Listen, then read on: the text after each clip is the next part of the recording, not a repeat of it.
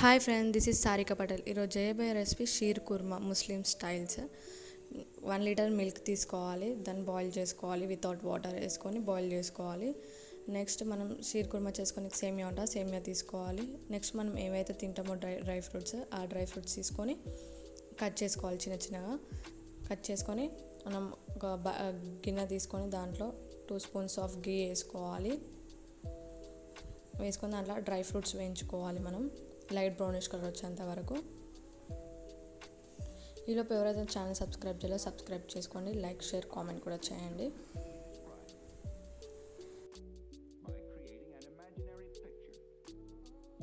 అలానే కలుపుతూ ఉండాలి, లేకపోతే డ్రై ఫ్రూట్స్ అనేవి మాడిపోతాయి అన్నమాట.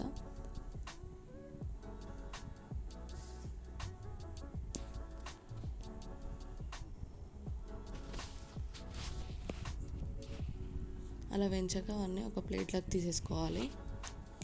అదే గిన్నెలో ఒక 1 స్పూన్ ఆఫ్ గీ వేసుకొని దాంట్లో ఆ సేమియా అనేది బ్రౌన్ కలర్ ఉంటుంది, కానీ మళ్ళీ ఒకసారి వేయించుకోవాలి.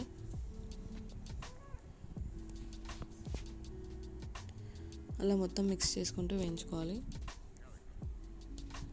నెక్స్ట్ ఇప్పుడు పాలు మరిగిన తర్వాత ఇప్పుడు ఇంతకుముందు ఆ సేమియాని ఒక ప్లేట్లో తీసుకొని అదే గిన్నెలో ఆ పాలు అనేది పోయాలి.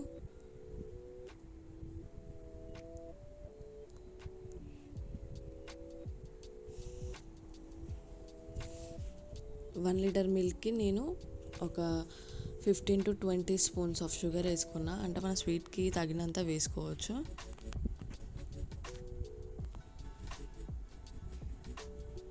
నేను స్వీట్ నార్మల్గా తింటామని చెప్పేసి నేను ఒక 15 స్పూన్స్ వేసుకున్నా. నెక్స్ట్ ఒక 2 ఇలాచీలు తీసుకొని దంచి దాంట్లో వేసుకోవాలి.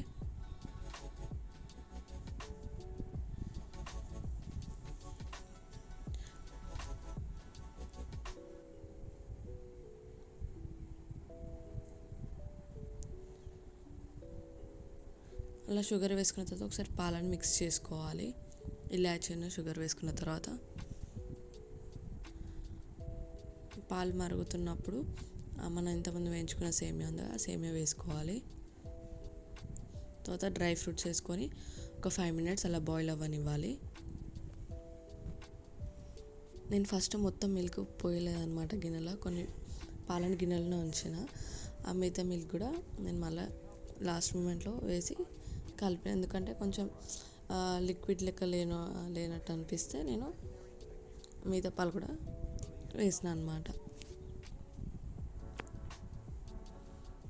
టేస్ట్ మాత్రం సూపర్. Bye friends.